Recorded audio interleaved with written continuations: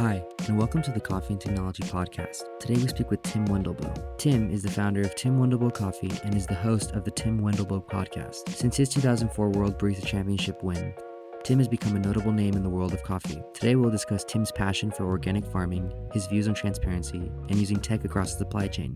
Enjoy. Norbert, man, we've got a legend in the room today, man. How are you? How's it going? Yo, Nick, yeah, absolutely. I'm very, very excited. This is a very good day. It's warm in Sacramento, California, and we have a wonderful guest here. Yes, Tim Wendelboe from Norway. Welcome, man. It's a privilege to have you on the episode today. How are you? I am doing great, and it's great to be part of this podcast because that's kind of what I've been listening to during summer, and so it's nice to be part of it for sure. Nice. I really enjoy it. It's an honor to hear that from a legend. It's great. Wonderful. Welcome. To kind of get things going, we kind of, do this with most of our guests, even though most of our guests probably know you. But for you, if you could maybe just tell us a little bit about from your journey, like from when you won World Barista Champion to now becoming like this global brand in your name. I mean, I'm sure it's a long story, but I'm sure we'd love to hear a little bit about it. I can try to make it short. I mean, I'll start from the beginning because it kind of makes sense to start there. But cool. I started working in coffee when I was 19, straight out of high school, and it was kind of supposed to be a break or a year off, and for me to decide what to do. One of the options were going to the military, which I didn't want to, and the other option was to go and study, which I was sick and tired of school, so I didn't want to do that. So.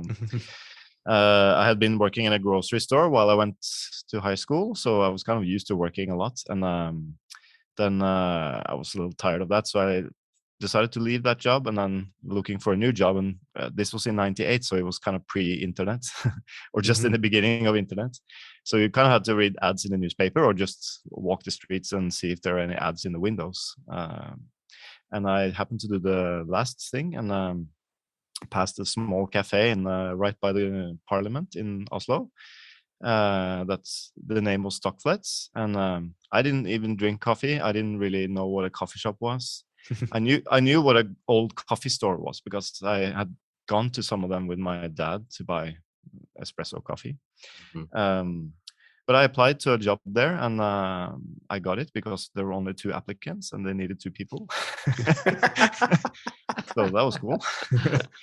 And the day we started, the old people who had been working there, they left the same day, so they had been struggling to get new people. It happened to be they had just refurbished that store to become a coffee shop like we know them today, like based on the kind of Starbucks model. And it used to be a very old school coffee store where you went in and bought beans from, bags and stuff. So this was kind of a modernized version. And the owner happened to be Solberg & Hansen, which is still the biggest specialty roaster here in Norway. So I went up there for like a 3-hour course. And then the day after, we had to start working in the coffee shop. And I remember like customers ordering cafe mocha, and I didn't really know what it was. I had to ask the customer, how do I make that? It was quite embarrassing. And also, of course, we didn't really know what we were doing. So we got a lot of complaints, and I hate getting complaints, especially if it's something that you prepare and you make yourself. And I just felt very insecure. So I decided to kind of try to learn from other people and went to other coffee shops and looked at what they were doing. And then my boss kind of signed me up for a barista competition. And this was in 1999. And this is because the kind of format of the WBC, which is the World Barista Championship, it started in Norway. And it started in 1998. So Solberg & Hansen was kind of the driving force behind it. And my boss just asked me if I wanted to compete. I didn't know what it was. And I said, yeah, why not? It sounds like fun. And then I did that. And, the feedback that I got from the judges and everything made me inspired. So I decided to kind of pursue that competition and try to win it. And in 2000, we had the first World Championship in Monte Carlo. I went there to kind of be a groupie for the Norwegian competitor, Robert, and he won the competition. So that was very inspiring for me because I had been competing head to head with him in Norway. And then that kind of just fueled my fire, and I started practicing and thinking about competition all the time. So I didn't win it until 2004, but I went to the finals in 2001 and 2002. And in 2003, I had a break, but then one of my colleagues was in the finals. So we were kind of involved in that competition all the time.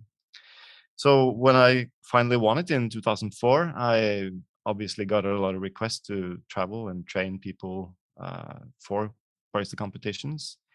And I kind of felt by then I was running Stocklets together with a friend. They had 6 stores at that time. And I felt like I was kind of doing the same every day, just training new people. I could never kind of develop as fast as I wanted to. So I felt that I just needed to move on and do something that I kind of enjoyed more. So I decided to leave and be freelance, which meant not a lot of work, a lot of spare time. And then I did get requests for doing trainings and stuff, but I didn't really have any place to do it. So my idea of kind of creating a coffee school came about, and then that also led to me getting the idea of opening a roastery because I wanted to access better coffees than I could and be in control of kind of that thing. So that's when the idea of opening a coffee shop started, and I opened that in 2007. Nice. So and my old employer decided to invest in it because I didn't have money. So we're still friends. So I mean, I made sure to kind of be transparent about what I was thinking, and also not to burn any bridges between us. So they have been supporting me from the start, which was very important. So I opened the doors in 2007 and never looked back. Like one thing like led to another. Like I started as a barista, and then I actually roasted coffee for Stocklets in 2003. I think I started with that. And then I roasted their espresso just because I wanted to learn about that. And the more I kind of got into roasting, the more I got into the green coffee. And then obviously when I started my own roasting company, I realized, it didn't really matter how much we tweaked the roasts and logged the roast and looked at the profiles. The coffee didn't taste better. And that was because the green coffee was not very high quality. So that's when I started traveling and looking for better coffee. And then you kind of realize that it's not a coincidence why some coffees are better than others. And there's a lot of details to it. So when you see farmers obviously making small mistakes that can have a huge impact on flavor, you start to have the dialogue and like, yeah, why don't you do like this? Well, let's try this. And so that's kind of how I've developed my new job, which is being the green coffee buyer, I guess, and quality controller in my company. So yeah, it's kind of, I started at the wrong end, you might say. I started at the final end and then worked my way back to the green coffee, whereas a lot of people might start the opposite way, I think. And you became a farmer. Yeah. From barista to farmer. I was part-time farmer, I would say, because I'm not there every day. But, yeah. But you have farms, or one farm? I just have one, yes. Where is it located? It's located in Huila in Colombia, between 2 small towns called La Plata and El Pital. So it belongs to the municipality of El Pital, and it's right next door to Finca Tamana, which is a coffee farm that I buy a lot of coffee from and have been working with since 2012.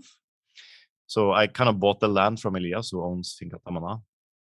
And the land was untouched, so it was kind of a corner of the farm that he just used for grazing cows, or the cow grazing. And he wanted to sell me the land. The idea actually started with I'd gone there many times, and I wanted to do some kind of silly experiments, like for instance, picking off half the cherries of the trees to see if the ones remaining became better quality, stuff like that.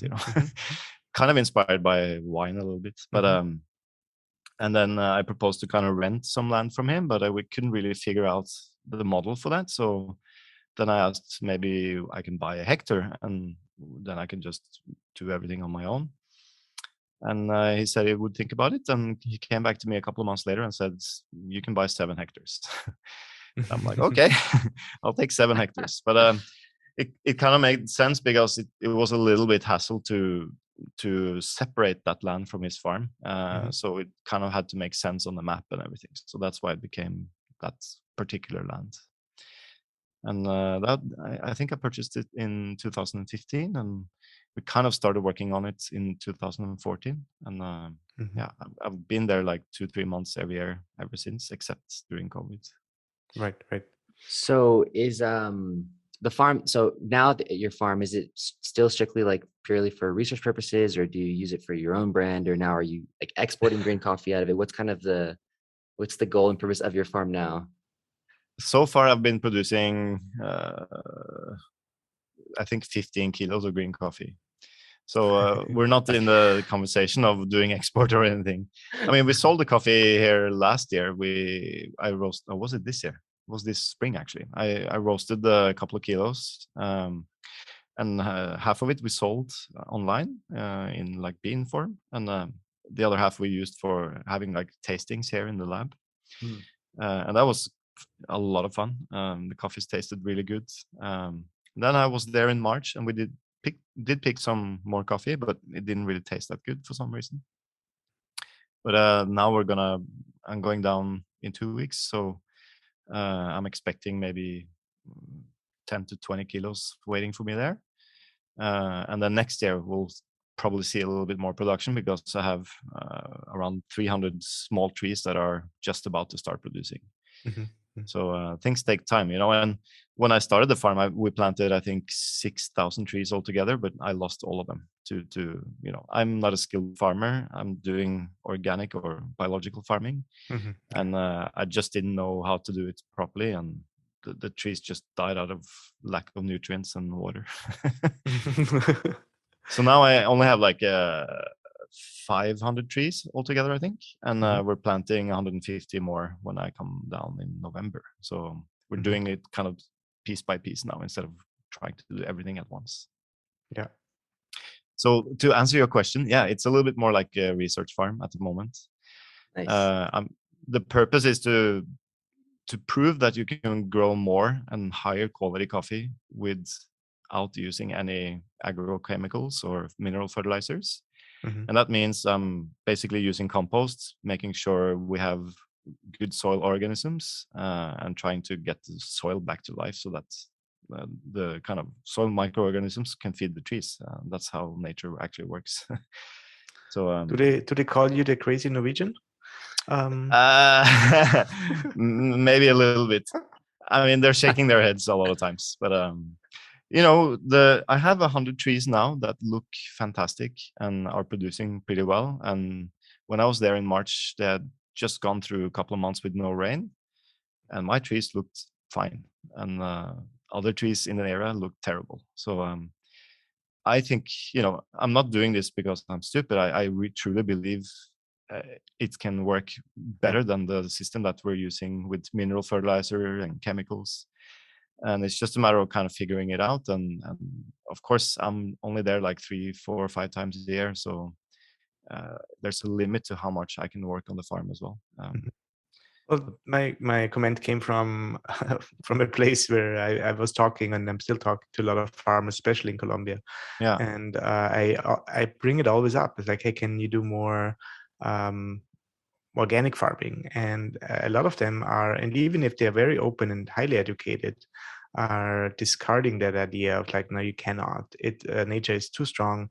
Grasses will overgrow what you have. The amount of work, and that's another aspect I wanted to actually ask you how your experience is.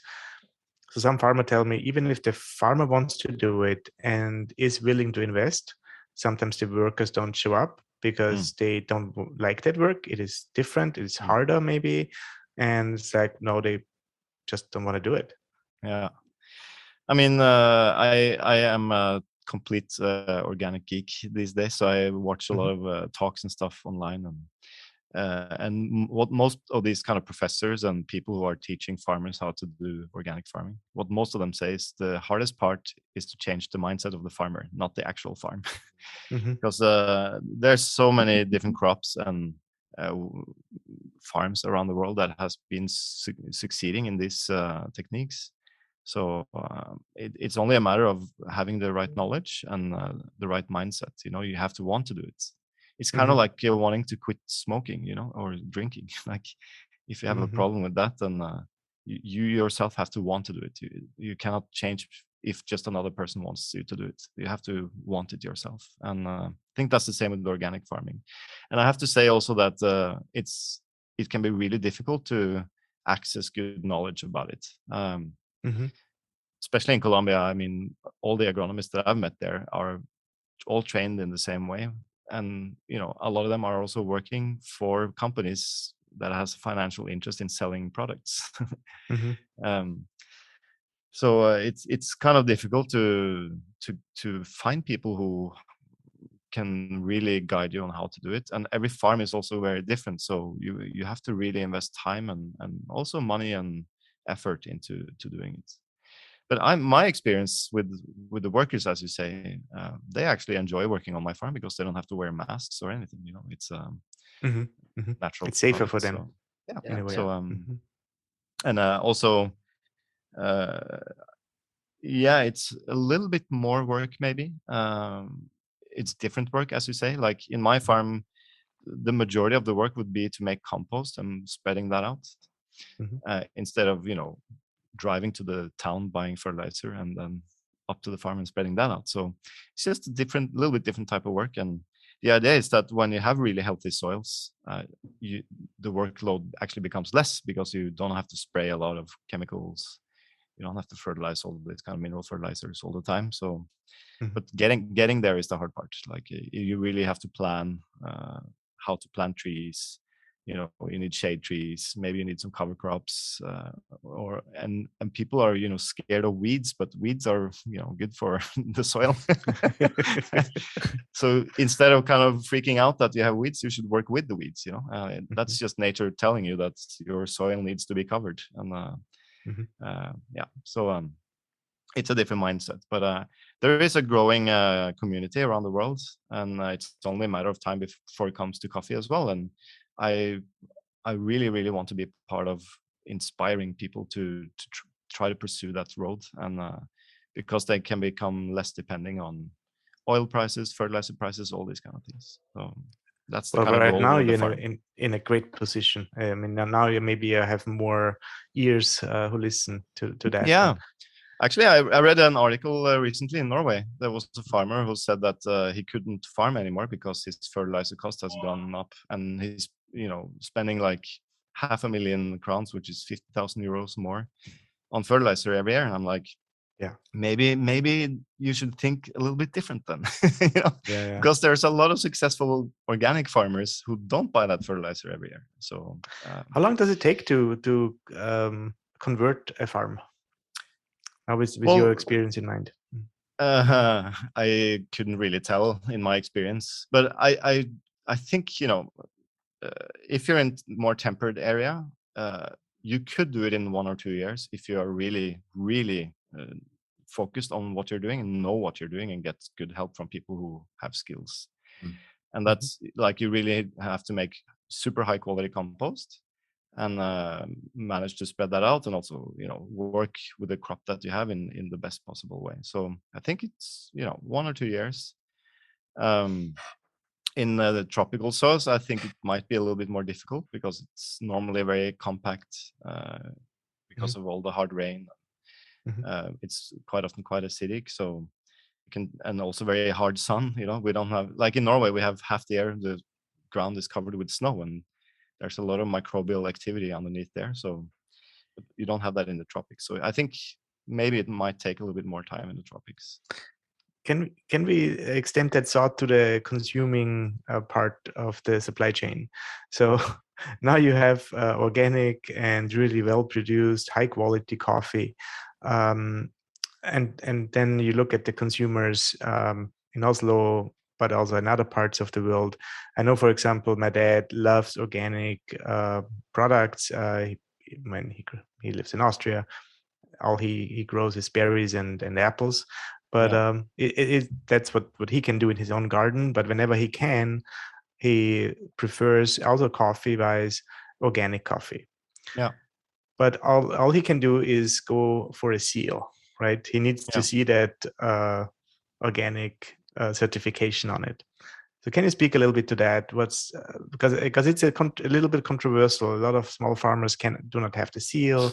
It's kind of hard to get. Then again, they produce the right ways. How can that be communicated well to the end consumer, who also needs to, I guess, pay the price for it, which is in this case a little bit more work. Also, the transition phase costs money. Yeah. So I don't know. Yeah, Lots of thoughts. I have some thoughts about this because I used to not be so hung up on the certification myself. As a person, as a private person today, I actually, when I go to the supermarket, I try to buy only organic food, and then of course it needs to be with a certificate or something. I mean, it should almost be the opposite. Like the other food should have a label that says this food has been sprayed with chemicals. It's not good for you. Right. But, yeah. Okay, that's not the way the world works today. I like the thought. But when it comes to coffee, I actually started buying coffee from a farm in Ethiopia a few years ago, and he's growing it in an organic way. I mean, the coffee is planted in the side of forest, and the only thing he does is to cut weeds with like a machete. So there's no chemicals, no fertilizer, no nothing. But he's not certified organic. But I know that the coffee is organic, you know. So I told him, like, for me, it's not important that it's certified because I know how it's produced and I'm able to communicate that to our customers. But now we are actually getting more requests for organic coffees, and there's a lot of restaurants customers who want to be certified. And certification is not only about how it was produced, but also it's kind of a guarantee that the coffee wasn't, you know, changed at some point. That's, you know, maybe in the warehouse someone changed the bags or whatever. So it's kind of a traceability system. And so now I'm actually going to ask him to start the process of doing the certification.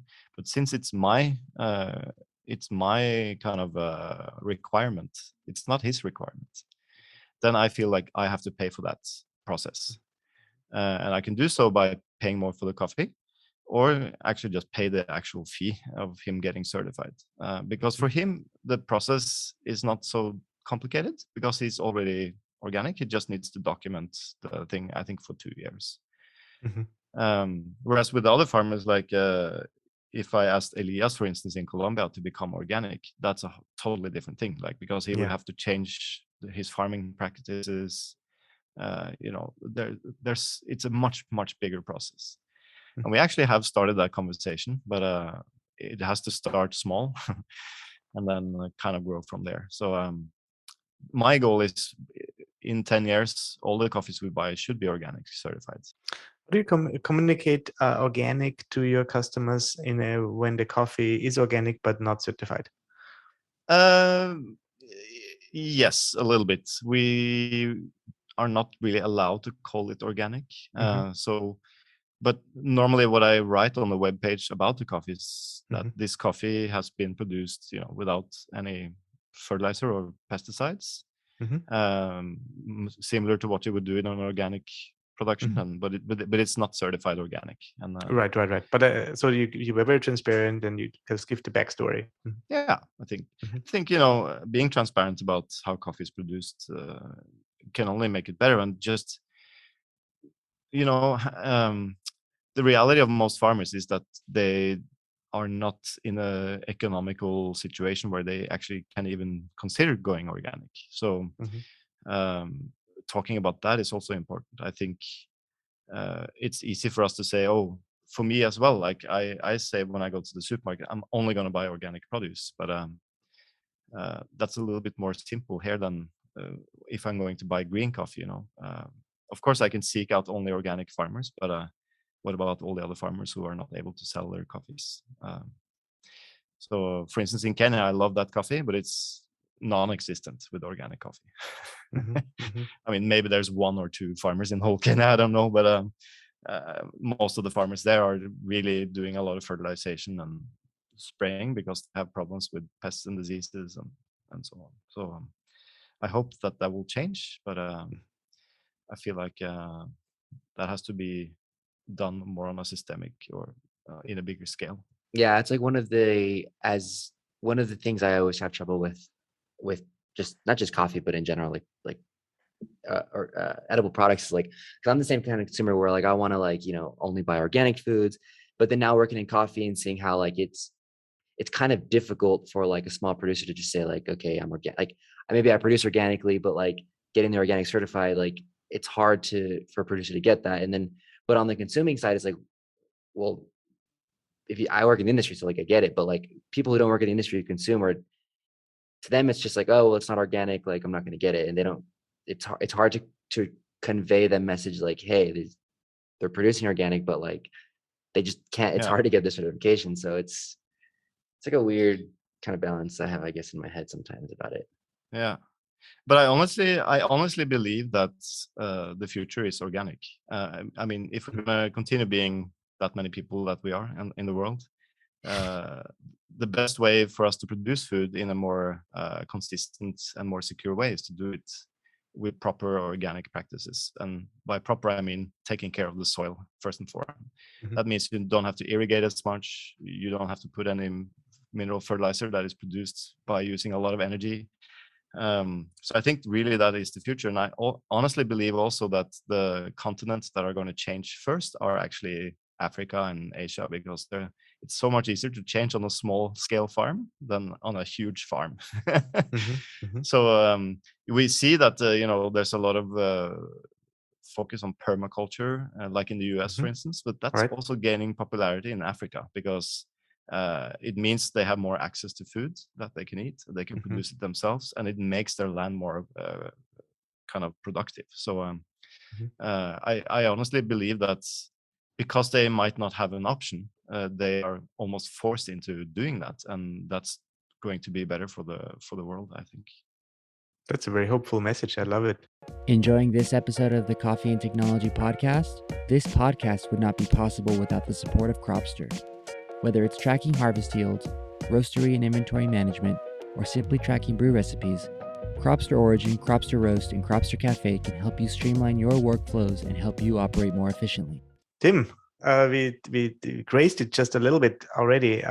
Transparency, right? So putting information onto your website, talking about what's in your products you sell in your coffees. You are, I would say, one of the hyper transparent businesses out there.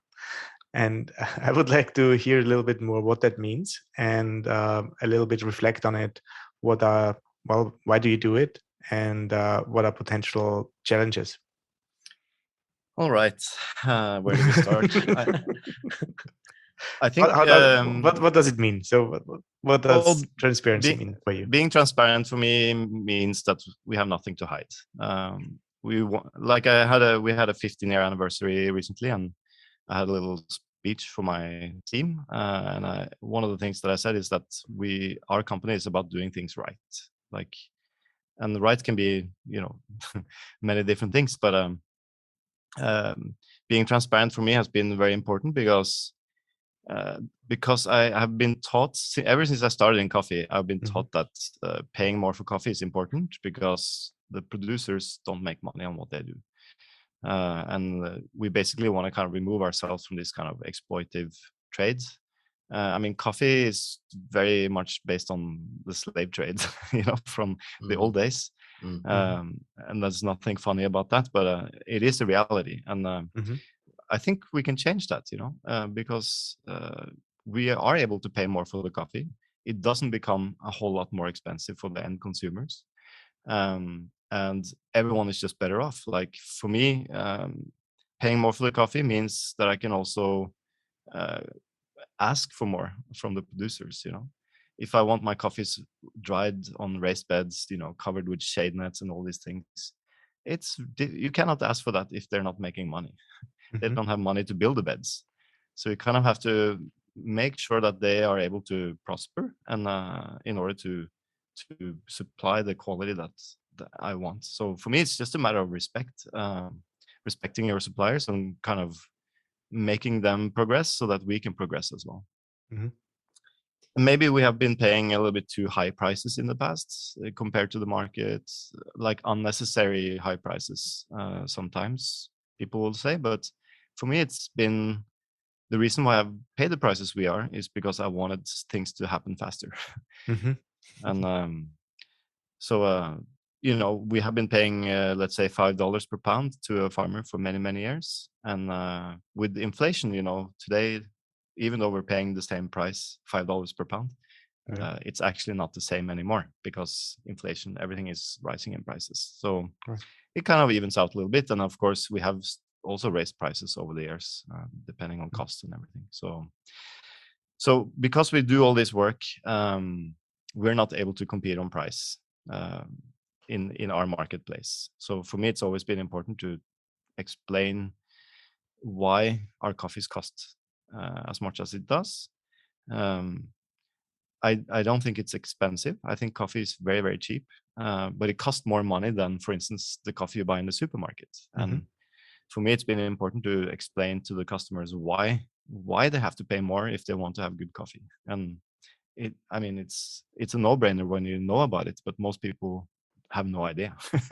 Mhm. So we still have to tell this story even after being in the industry for 20 years. There people still come to us and say, oh, your coffee is way too expensive. And it's like, no. If you only know how much work is behind it, you will actually realize that it's very, very cheap. And it's a very cheap luxury. I mean, if you calculate the price per cup compared to beer or wine, it's way cheaper. So Yeah. yeah, and I always felt like since we are talking a lot about this, Mhm. we also need to make sure that it's correct. So that one day, if a journalist knocks on the door and wants to investigate what we're saying, if that's actually true, they should not be able to find any dirty underwear in our in our luggage.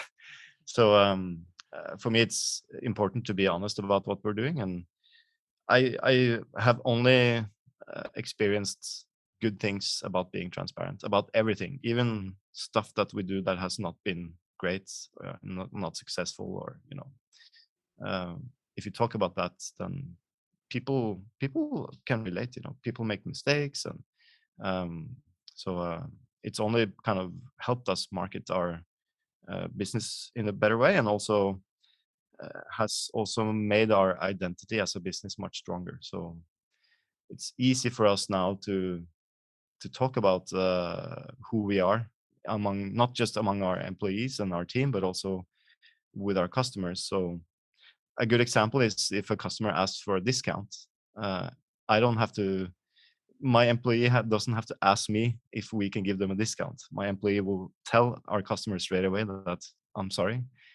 We like to focus on paying more to the producers, and giving discounts makes us forced to pay less because we also need to make a profit. So that's just the way it is. Yeah. So I think for internal culture, it's been great, and also for to understand who you are in the market. It's been really a revelation for us to make sure, like, this is who we are, and we are not able to compromise on that, or willing to compromise. So one thing on paying higher prices, this is something I've been interested in, especially recently, but you mentioned right now you pay higher prices and you don't give discounts because then that means you're forced to pay less, and that takes away from not just your profit, but the producer's profit as well. And in terms of like profitability and whatnot, you obviously have your system down, your margins, what you can and can't make and whatnot. And I'm sure that's the same case for a lot of maybe your producing partners.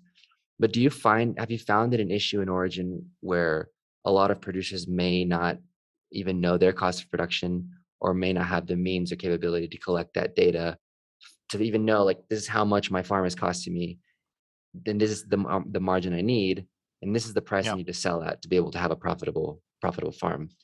I don't know. Is that a systemic issue that you've seen, or? I think so. I mean, most of the farmers that I know don't know exactly their cost of production, and it's just because it's really, really difficult to calculate. Mm. Even if you're an economist, it's difficult because normally it's a family-run farm. Like in Colombia, the average size of a farm is 2 hectares, Mhm. something like that. And so it's normally just a family running the farm, and their kind of household economy is so well integrated into running the farm.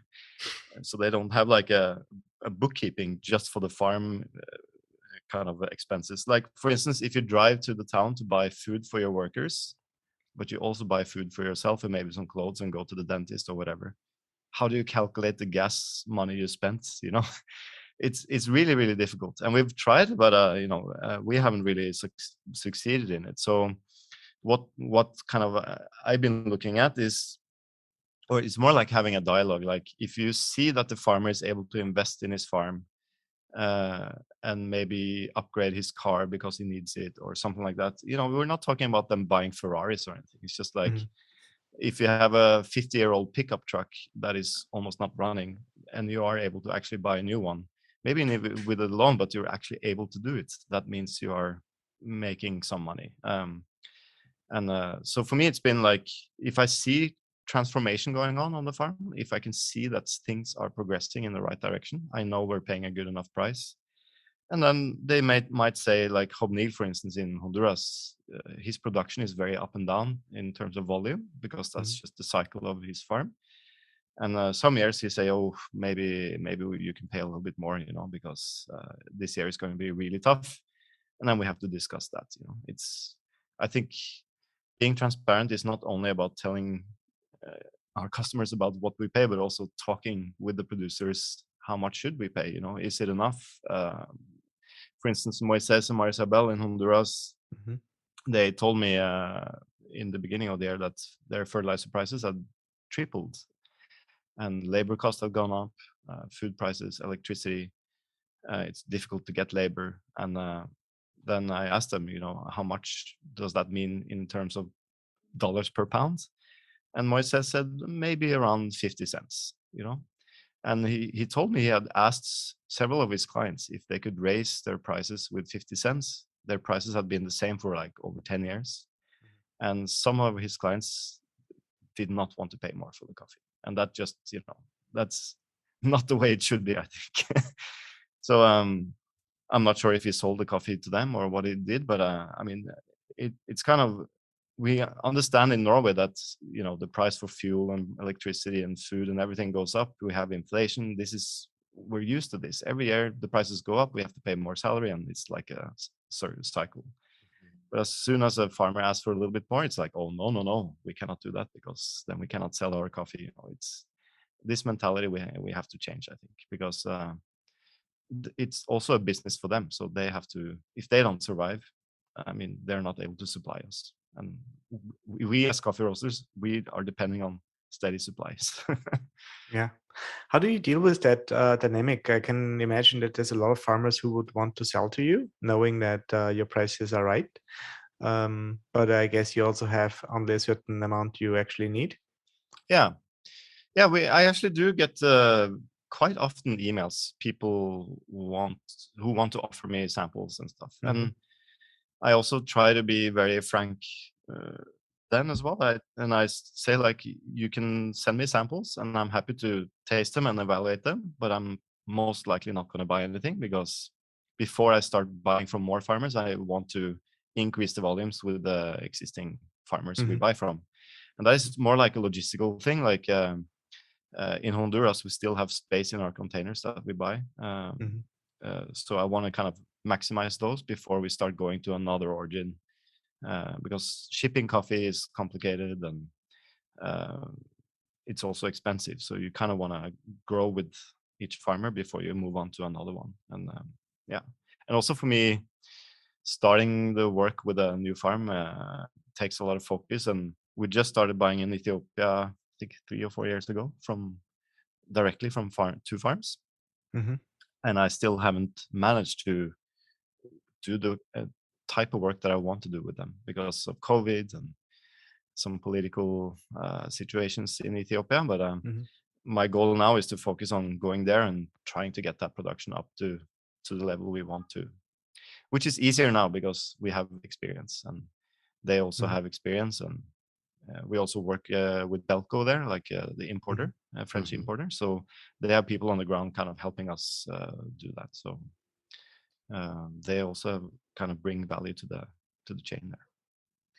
Yeah, I feel like transparency also is not just like being transparent with the information you have and you provide, but like kind of what you just said is like I feel like transparency is also being able to be not brutally honest, but honest with good intention and not like create false hope. You know, if like you simply just don't have the capacity to buy more coffee or support other producers, it's like it's like transparency is like being honest and be like, no, I simply can't do it, unfortunately. Like whether you want to or not, like it's kind of like a Yeah. reality sometimes.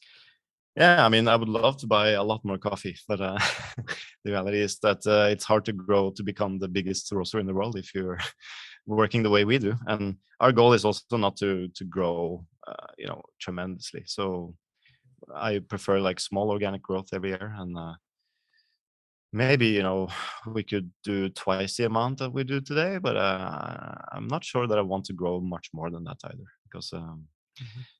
personally, I don't get joy if um, to me, quality is more than just the flavor in the cup. And when I drink my own coffee, I want to know the people who have produced it.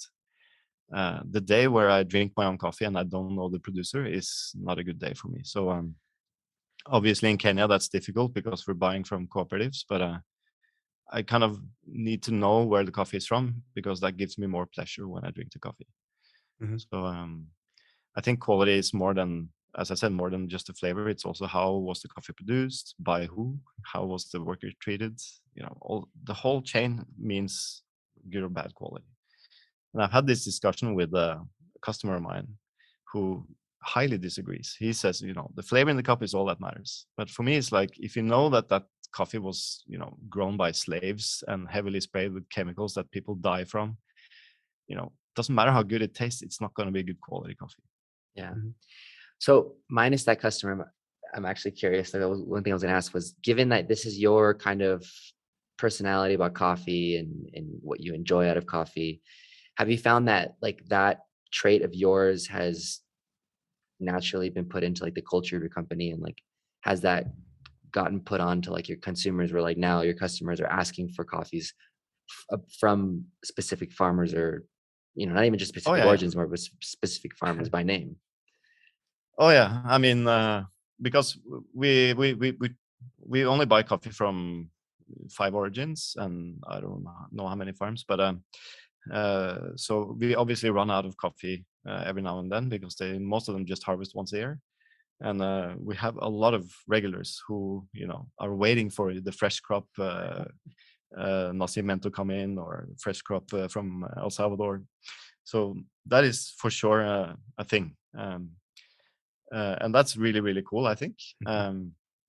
And I personally also like, I don't like to drink the same coffee every day, but I'm really looking forward to getting some of the coffees in now, because I obviously tasted them already, and I'm really looking forward to drinking them again. So it's kind of creating a demand for sure.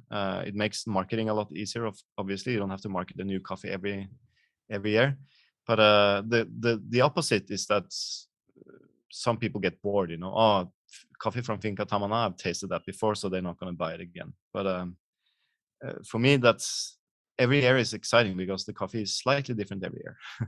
Sometimes the quality is up, sometimes the quality is a little bit down. It's always like consistent in that it's sweet and good basic quality. But some years, you might have some more spectacular flavors that are more interesting. Other years, a little bit less of that. So I think, for me, it's not boring. And as I said, like we had between 80 and 100 different lots last year. Mhm. And just from the Caballero family, I think we had 5 or 6 different lots of the Catuai.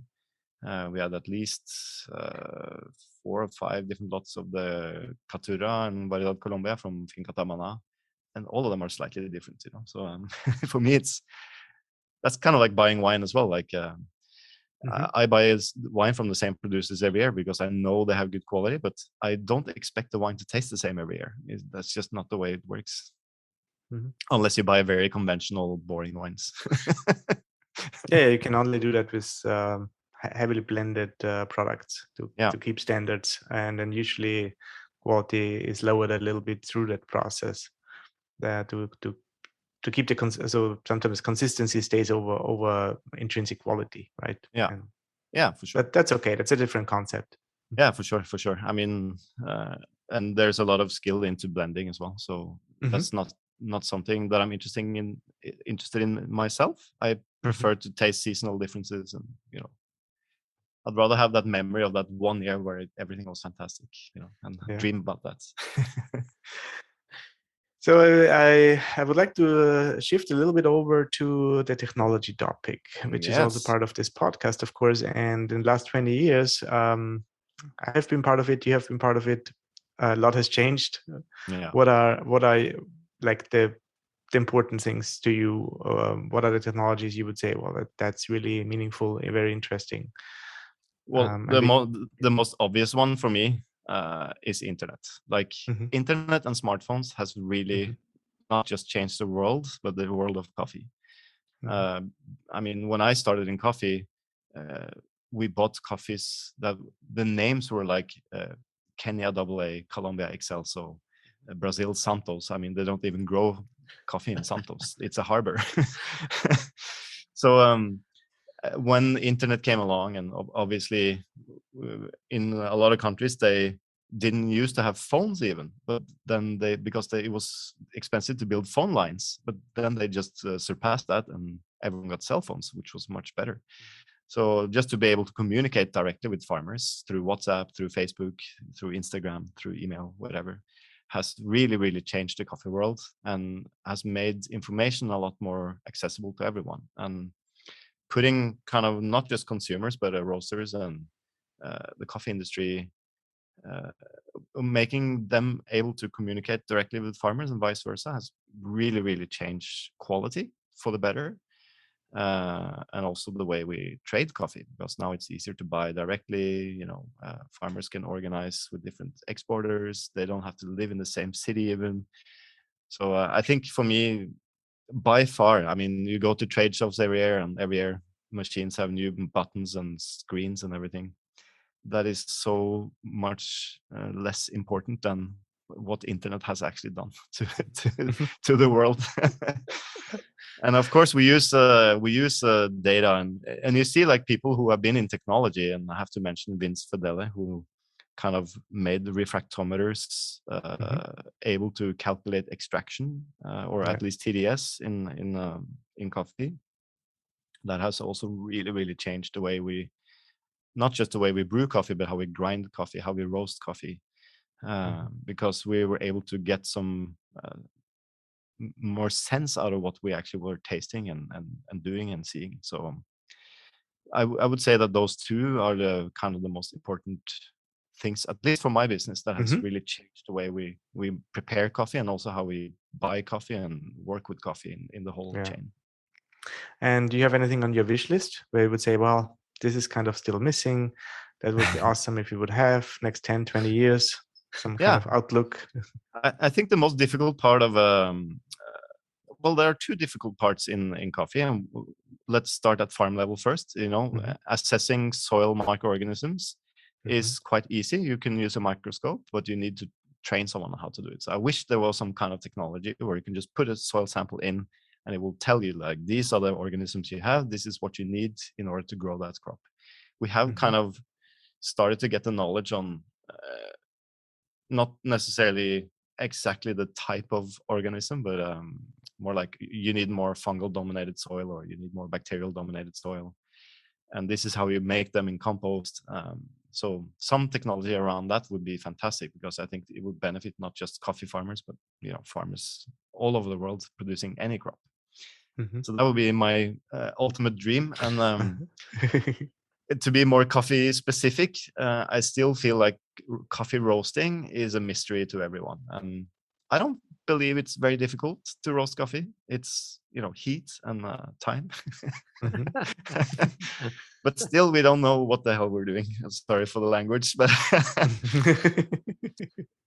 I mean, to be consistent is easier today, of course, with the Cropster. Obviously, we're using that for logging, and also the machines are becoming much more easy to work with, Mhm. and coffee roasting machines. But I wish that I could, like, if I had a certain coffee, I knew the moisture content, I kind of knew the cell structure of it or whatever, and then I wish I could kind of more easily know exactly, how much energy you need in order to roast it, and so on. And you could plot that in some kind of data on the roaster, and Mhm. not necessarily to get the kind of perfect formula, because I don't believe that exists, but at least to get to a point where you're very close to what you expect from the Mhm. coffee. Mhm. And I'm a big fan of measuring color, for instance. So Mhm. because I believe that's also been researched and kind of proven through research that color is extremely important in terms of the flavor development and coffee quality in the roasting process. So to be able to measure that, for me, is actually more important than measuring temperature. Mhm. So Mhm. because temperatures and thermometers, they can show different things, depending on where they're placed and so on. So for me, it would make much more sense if you could have a more accurate color reading device live when you're roasting. And I Mhm. believe the technology exists. It's just a matter of putting them together. Right. Right. Right. Mhm. So that could Excellent. be Yeah. Mhm. a fun thing, I think. Yeah. Yeah. I mean, it's always important, and to have visions and to have a clear idea of what's needed. And I think in technology, more and more sensors are coming out, more and more connectivity is there. I'm fully in agreement. I mean, internet has changed everything, has changed our lives, and has changed the way coffee is done now. Yeah. Um, and just the fact that I can send a WhatsApp or a message to my friends, or to coffee farmers anywhere is uh, is amazing. Yeah. I Mhm. think, one of the dangers of internet, not necessarily internet, but one of the kind of things we might be missing a little bit out on is, uh, when I started in coffee, like, nobody really knew anything. So you had to really travel around and visit people to learn, Mhm. And when you do that, you get a lot of experience. And we also had to do a lot of testing and trial and error in order to make sense of what we were doing. And by doing that, you don't necessarily learn what you're looking for or what you're trying to research, but you get experience. And I see very often that I can have conversations with customers, for instance, who have learned how to make coffee through YouTube, and Mhm. that is great. It's fantastic. But when you get to more like the in depth of coffee quality and stuff, it's so clear that they're lacking maybe the experience. Mhm. So I wish that more people would also kind of do more kind of physical exchange and taste more, and not just only sit on YouTube and learn. So that's Yeah. one of the kind 100%. of things that can be a little bit. You just have to be a little critical, I think, when you learn things. Yeah. Yeah, I Oh, mean always. it's like a balance, I think. I think there's a lot of benefits to like having like more access to like the kind of information because of technology and whatnot. But for me, like, I mean, it goes to like this element of like the human element still that you get like from like in-person interactions and learnings and tastings together versus like things done virtually online. I mean, I think, there's a balance to it. There's not too much on one end and not too much on the other end kind of Yeah. deal. I mean, there's just because you're a blogger or I mean, even my voice, just because people know who I am in the industry, doesn't mean that I'm right when I speak out. So being critical to what you hear and read is probably more important now than ever, because everyone can have a voice these days. I'm a huge golfer, and I watch a lot of golf YouTube videos. But You're you, speaking. you I'm the same way. you learn how to be critical, because everyone's gonna change your life with just this one little tip. And it can be Yeah, the same in coffee, I think. yeah. One little swing change, and like all of a sudden you're hitting the Yeah, ball further. Yeah, I get it. I'm with you there. yeah, What's kind of evolved since you started Tim Wendelboe versus now? yeah, for sure.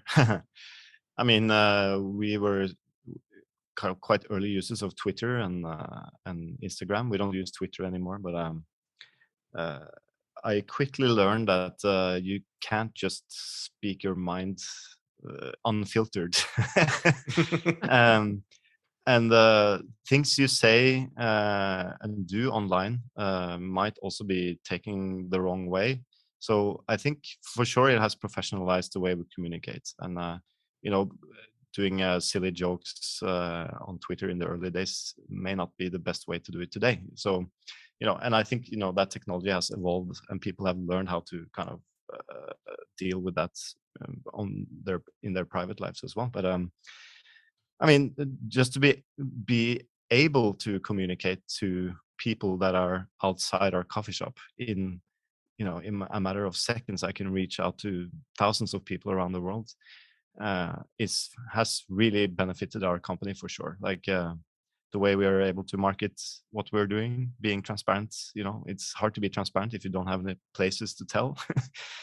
And in the old days we used to write long blog posts, and today people don't really read long blog posts anymore. So we have to make videos and podcasts and do more social media stuff. And for me, it's only been positive. And we've also learned from our mistakes on it. So I think it has for sure made us more professional and also more secure on who we are as a company identity and a brand identity, because you really have to think about how you communicate, what you want to communicate, and why you want to communicate it. And I'm lucky to be working with my wife at the moment. She has been working here for a little bit more than a year, and she was hired because our company had kind of grown too much, so I wasn't able to run everything on my own. But she is a very highly educated woman and a very, very skilled person, and she's kind of taken the time to make us talk about and write down who are we, why are we doing the way we are, do the things we do, and so on. And that process has been amazing, and it's so much easier today for everyone in our marketing or customer service or in the espresso bar or myself to know what the DNA of our company is, because we have talked about it and written it down. So it's so much easier to make decisions. And being digital has forced us to go through that process, because when she started and I had to take over some of the marketing, she didn't have a clue, who we were and what we were supposed to write and what not to write. I knew I had everything in my head because I'd been doing it myself, But so she just took the things out of my head and put it down on paper, and that's been fantastic. That's awesome. And I think if you're not using if you're not doing any marketing or anything, don't really have to think about these things that much, but it's still important to steer your business in the right direction, I think. So yeah, I think maybe I didn't answer your questions. I don't know. No, I'm tracking off a little bit. Yeah. No. Super cool. We went through the same process. Whenever you start something, sorry. Whenever you start something and you're on your own in a way, things accumulate in the head, and it needs to get out of there into other people's heads, into materials, and it's a fantastic process. Actually, it's very joyful, in my opinion, also to see what's there. Yeah. No, I just wish I did it before, that earlier. Yeah. Company is 15 years. It's about time to do that stuff. But yeah. I also like we have been more professionalized in the last years as well, because we are growing. My wife has also kind of made sure that she described it really well, that we are going from being like a production. We are still a production company, like a company that produces something, but we are also becoming a company that needs high competence, or people with high skills. So we had to hire better skilled people for handling our website, for administration in the office, for doing sales and marketing and stuff like that. So we've kind of become more professionalized. That's the right word to say. Yeah, I know that makes sense. So with all this stuff in your head, has Tim Wendelboe as a brand, like, oh, I guess maybe even yourself as a person, because I don't know, it's kind of weird. I we want to put them together, but I know they're just like also separate in a way. But has Tim Wendelboe always stayed the same in terms of like what Tim Wendelboe stands for? Has it evolved in a different way, or Yeah, I think I mean, my company has the same name as me, so for me it's always been important to have that kind of personal touch to it. I personally like to go to restaurants where I know the owners, and all my favorite restaurants are run by people who still work in the restaurants, you know. um, so for me, the reason why I chose to name my company my name was because I couldn't come up with a better name. Like I tried for so many months to figure out a smart name for the business, and everything just sounded so pretentious. So and back then I also had kind of built a name by being a world champion and stuff like that, and I had been quite a lot in the media in Norway because coffee back then was quite new, like the coffee shop culture. So it was kind of the easy way out for me. But to answer your question, like I think the company has become more true to who I am in over the years. Like in the beginning, it reflected my personality for sure. It was very immature, you know, being a little childish maybe, and then I've grown since then, and also the company has grown up since then. And that's also because we have become bigger. We have, you know, more followers from all over the world. We have to communicate to different cultures. You know, there are certain things that might be okay to say in Norway, but that is not okay to say in other countries. So you kind of have to consider that a lot. But in the end, you know, from day to day, it's my kind of I trust my gut feeling all the time, and it has to reflect my how do you say, my attitude and my beliefs. You know, we don't want to try to do something that I don't believe in. Like it has to be my personality and what I believe in that has to be done in the company. Yeah. And of course that has been written down, and maybe now it's also becoming a little bit more extreme than I am. But all the decisions we take in the company is based on my gut feeling. And if I don't want to do it out of any reason, then we don't do it. And we can discuss, and I can be persuaded to do stuff with good arguing and stuff, but it has to make sense for me personally and for the company, because at the end of the day, it's our jobs, and we have to enjoy going to our jobs every day. And if you go to your job and do stuff that you don't agree with, you know, that doesn't resonate with me. So for me, like my work is my life. So it has to kind of reflect my attitude and my meanings and my beliefs. I always feel like that's where the brain and the heart meets. Yeah. So you cannot only just do your numbers and calculate and be in your brain, and not have the heart to then do it and feel it. Yeah. So both things need to work out, and I think that's what you just said. Like you can be persuaded. There is arguments. There is stuff you discuss, but it needs to also feel right. And if it doesn't feel right, what's the point? Yeah. Right. Yeah, I mean, love that.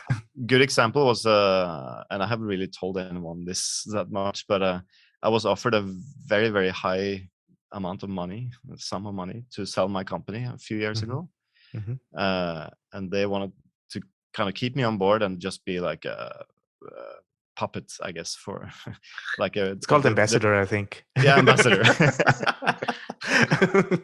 Or a muppet. But I mean, for me, it was too early for me for the first thing. I really wanted to still work and develop the company in the direction that I wanted, and it just didn't feel right, you know. So even though I wouldn't have to work for the rest of my life, probably, you know, I'm like, I'm not going to do that because that's not what I want to do. I can't retire at the age of 35, you know. I have to do something with my life. Yeah. No, congratulations. That's awesome. It's a tough decision, I guess. Yeah, to I make. mean, And actually, for me, it wasn't very tough. Mhm. Again, I just trusted my gut feeling. Like, no, Yeah. this is not right for me. At that time, it wasn't right for me. Maybe in the Mhm. future it will be, but not that time. Yeah, I wasn't Right. finished with my projects. Yeah. Awesome. Well, excellent, Tim. It's so good to talk to you. I mean, so inspiring. We have met before, of course, and it was always inspiring. And I'm really congratulate you for the way you do things and staying true to the values and your ideas is not the easiest choice, but I see it's a very enjoyable and a very positive decision you made and you make, Yeah. and people get it, and that's also, I think, a very important thing of it, that you got the support from the farmers, you got the support from your customers, and you surely have our support. So that's we love you. Yeah, thank you. Yeah, man, this is so cool. Thank you so much. Like, this is awesome. Thank you. Oh, it's a pleasure. I think, the famous last word should be like, for me, it's always been about enjoying what I do. And if I can go to work every day and not feel that I'm working, that's, the perfect situation. Then you can work, 20 hours a day. It doesn't matter, as long as you enjoy it. That's Right. the most important part. So that's what I'm trying to do. It's making my life enjoyable to live. We hope you enjoyed this episode of the Coffee and Technology Podcast. To learn more about Cropster, subscribe to this podcast and follow us on social media. For more educational content, visit cropster.com/learn.